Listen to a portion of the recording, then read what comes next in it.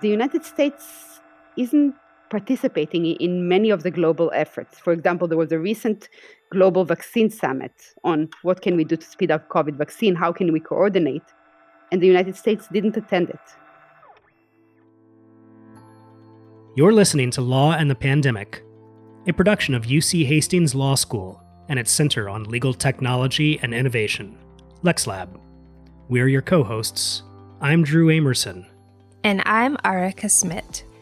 Today, we speak with Professor Dorit Reiss about the vaccine development process and other tools being deployed to combat COVID-19. Increasingly, Professor Reiss focuses her research on legal and policy issues related to vaccines, school mandates, and tort and administrative issues related to vaccines. Professor Reiss, welcome to Law and the Pandemic. Thank you for inviting me. Thank you for joining us. We are recording this from our homes. We're all sheltering in place still.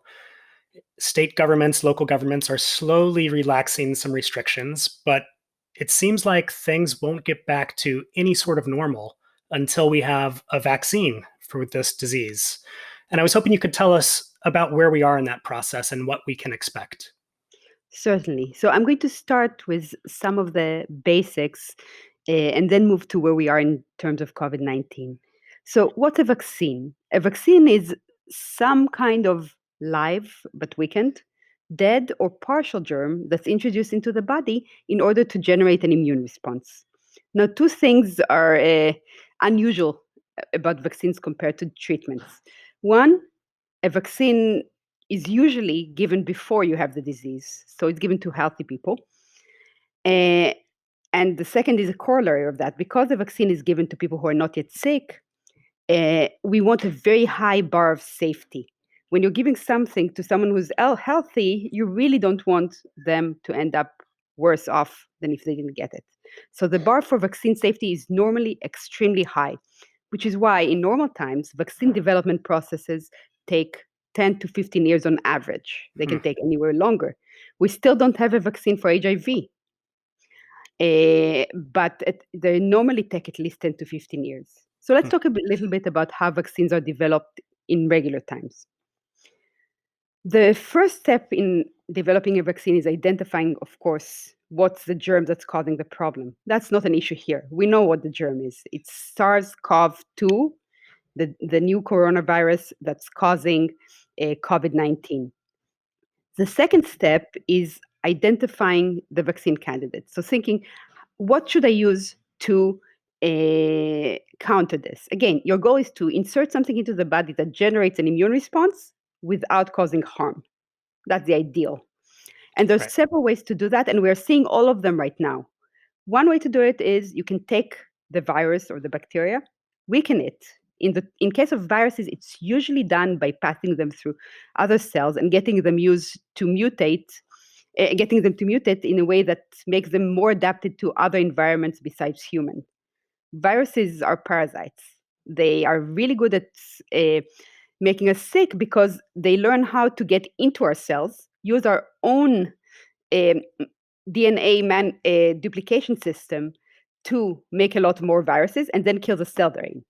That's basically what they do. So one way to handle it is to take the virus, weaken it so that it's not good at replicating in humans, give it to a human, and then the immune system quickly gets rid of the live virus without getting you sick.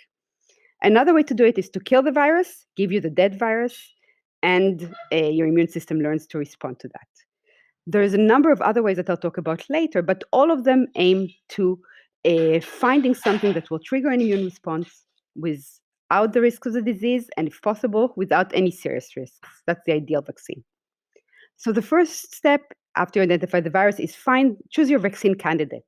And it's a pretty complex set of strengths and weaknesses. Live virus vaccines tend to have a better immune response, but can come with more risks, especially if you give them to someone who has an immune condition or is taking immune medications. For example, someone with a transplant has to take immune medication so that the body won't reject the transplant. They're very vulnerable if you give them a live virus, even a weakened one. So you choose your candidate, and then you need to start testing it. in the normal way of things, the first testing is not done in human.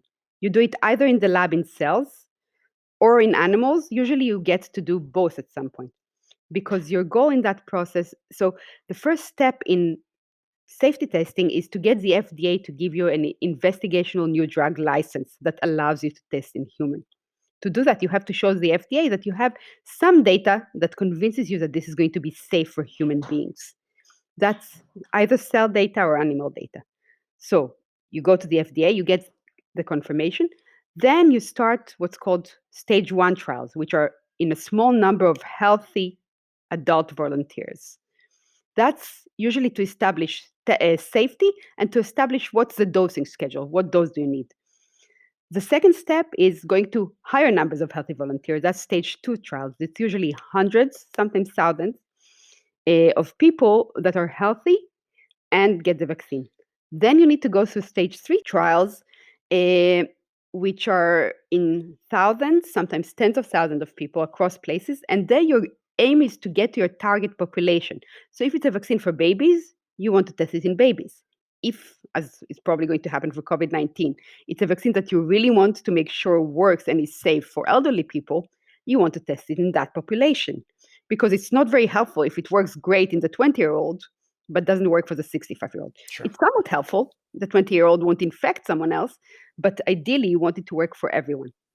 Normally that takes a long time because vaccine doses usually are more, many vaccines need more than one dose.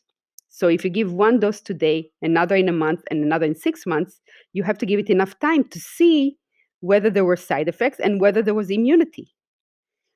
And in normal times, when you're testing it, what you do is you give the vaccine to your trial volunteers, and then you wait, let's say, 2 years and see if they're infected naturally. So what, if anything, can we do to short circuit that, to make it a shorter period?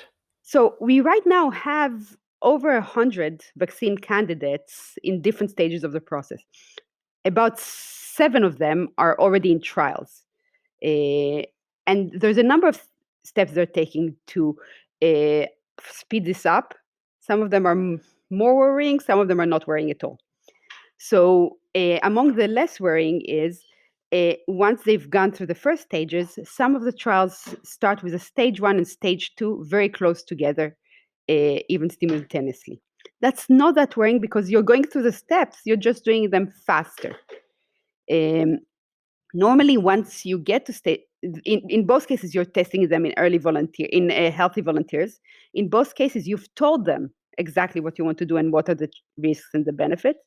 So there's informed consent. Usually at this point, the risks aren't that high because we know enough about vaccines to be pretty confident we're not going to kill our volunteers.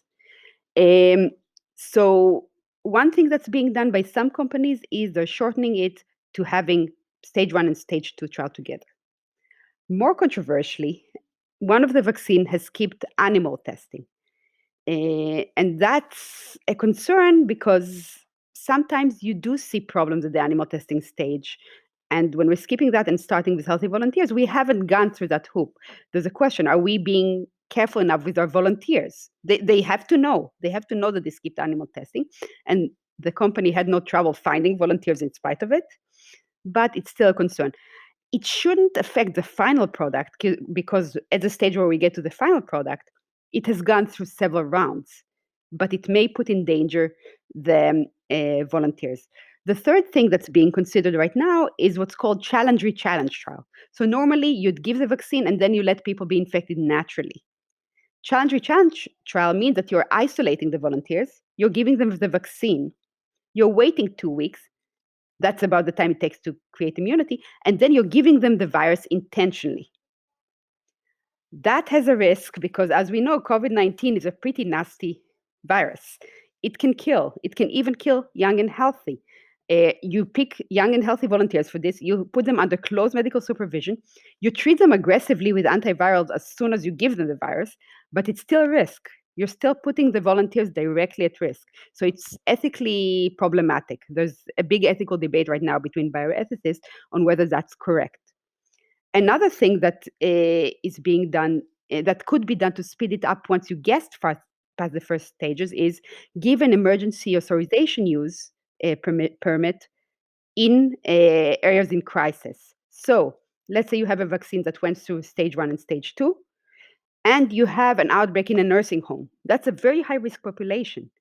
You can tell the people in the nursing home, we have this vaccine. It's still experimental. It's not licensed. But we can give an emergency authorization use, and you can get that vaccine while it's still being tested to help you with this situation. Is going to be about 2 months down the line, but it's probably going to happen. It happened with the Ebola vaccine.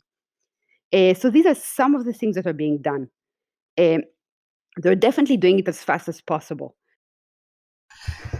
I'm wondering how the government manages this balancing act of trying to help expedite this very long process of developing a vaccine and making sure that the process is still ensuring the safety of participants and of the future public.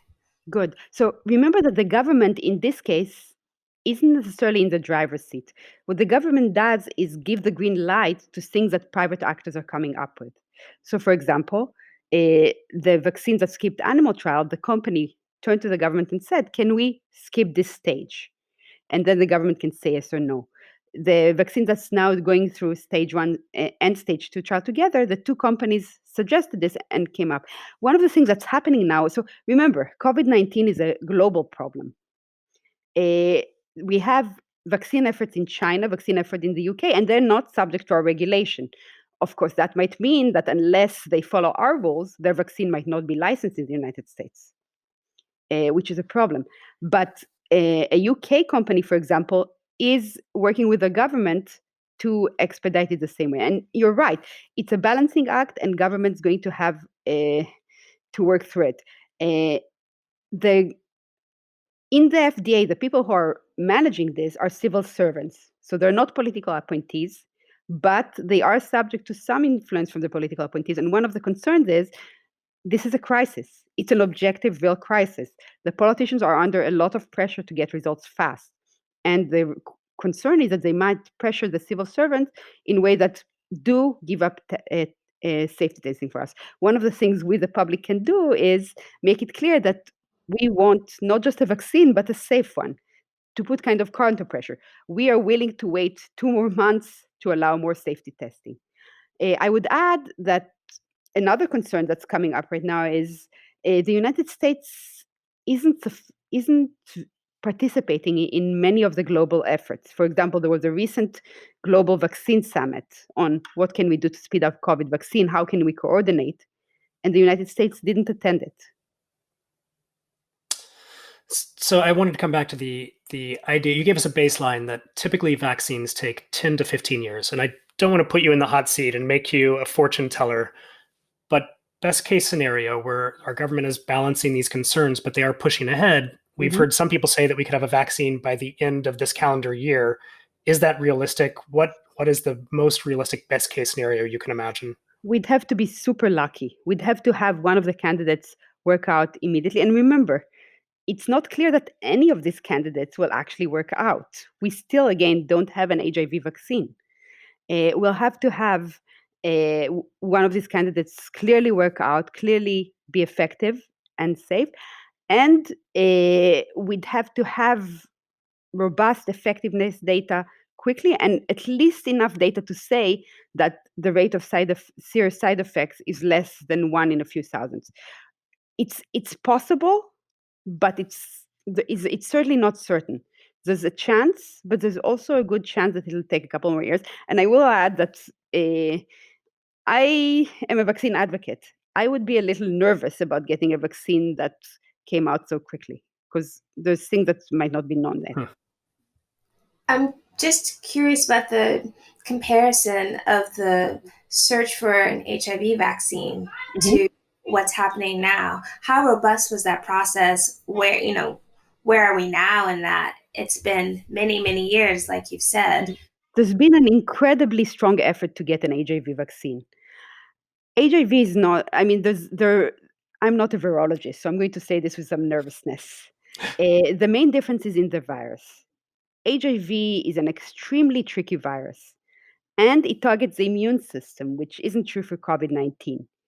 it's really hard. So the problem with targeting a virus that targets the immune system is you need a vaccine that triggers an immune response without causing an autoimmune disease. Because when you're playing with your immune system, things can go bad easily. There's been multiple HIV vaccines that reached stage 1 trials and then failed again and again and again, because it's really a hard virus to target.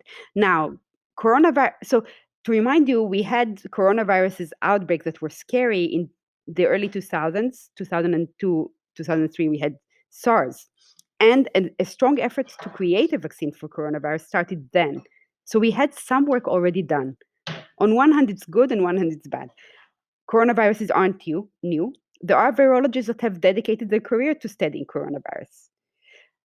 They were underfunded until recently. They were a small group because we dropped it after the SARS event. So they're a small group, but they have been working for years. We know this virus. It's not HIV. On the other hand, some of the things that came up during the work for a SARS vaccine was that the vaccine could trigger a more severe disease with people exposed again. So that might not be true of COVID-19, but it raises questions that we want to test when we go ahead with the COVID-19 vaccine. So it's not HIV. It doesn't target the immune system. We are familiar with coronaviruses, even if this one is new. We're still learning this one, but it's not a completely new family.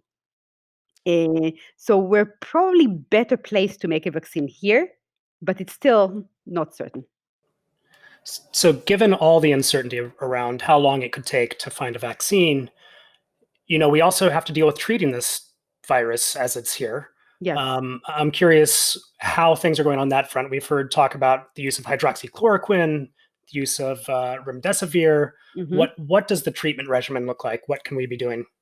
So there's a lot of efforts going on there as well. There's a lot of activity going on there as well.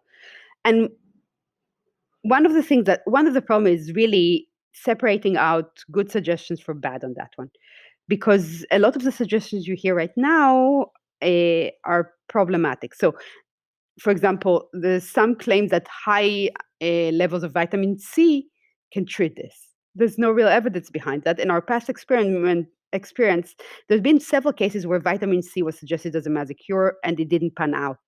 So our experience suggests that we should be cautious about large amounts of vitamin as a treatment without evidence. As you correctly said, early on, hydroxychloroquine was suggested as a potential drug. And the problem there was that the way it was suggested backfired. And that's actually a good cautionary tale about ignoring the steps in showing the evidence. It came up initially in China as a potential treatment. It was a definite maybe. Then a French scientist did what he described as a definitive study that shows 100% cure. And that took off. That got attention in our press, in other countries, and it became something that was touted as a miracle cure. There were a lot of problems, among them the fact that the French study was highly problematic. I don't want to go into too much of the details, but among the problem was that they threw out results from people who were severely sick and one person who died. If you throw out the bad results, your results look good. But it's not the way you're supposed to do it. They didn't do the correct viral testing for a large number of the people in the control group. In other words, the data was incomplete.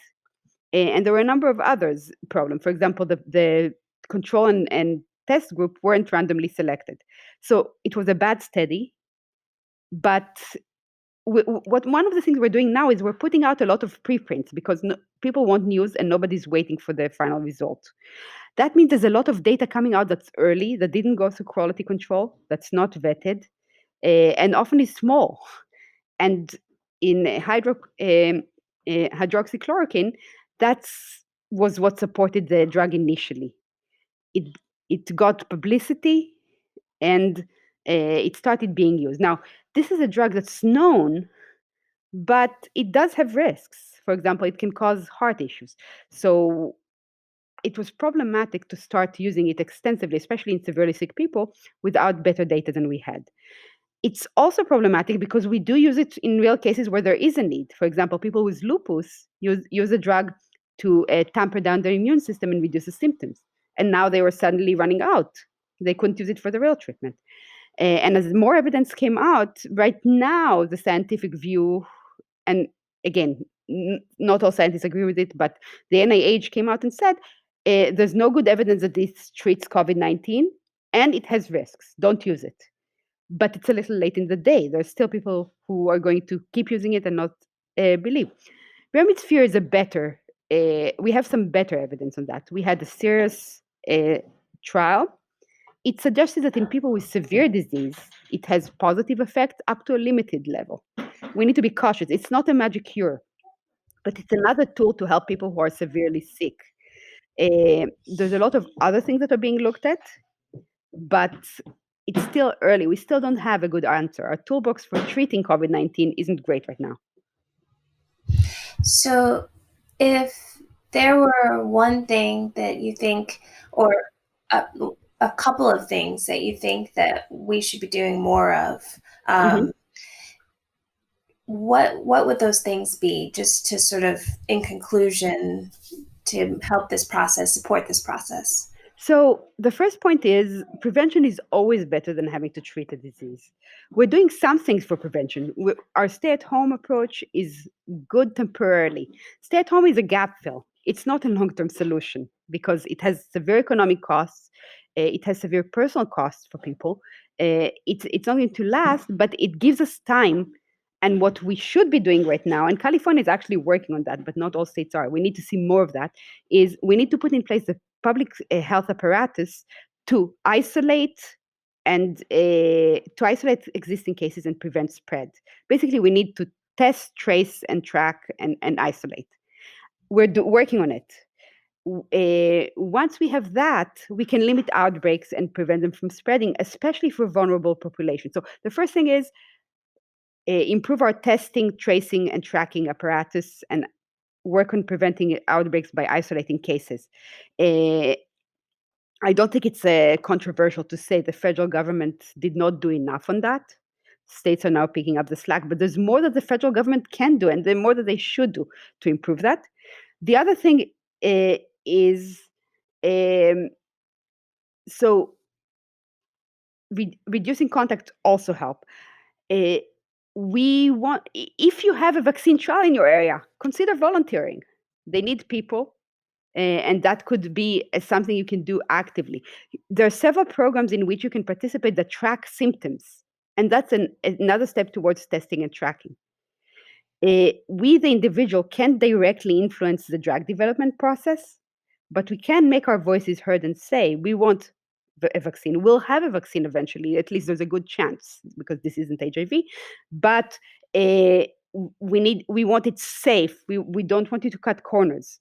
We want you to go through all the steps.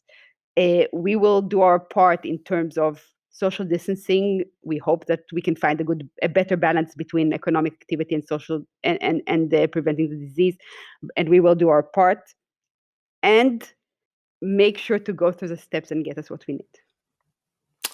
Thank you, Professor Reiss. We're all going to be watching this process with great interest, and we appreciated your insights. For more information and additional resources related to this episode, please visit our website at www.uchastings.edu/pandemic. And while you're there, you can check out all the episodes in this series. Thanks for listening.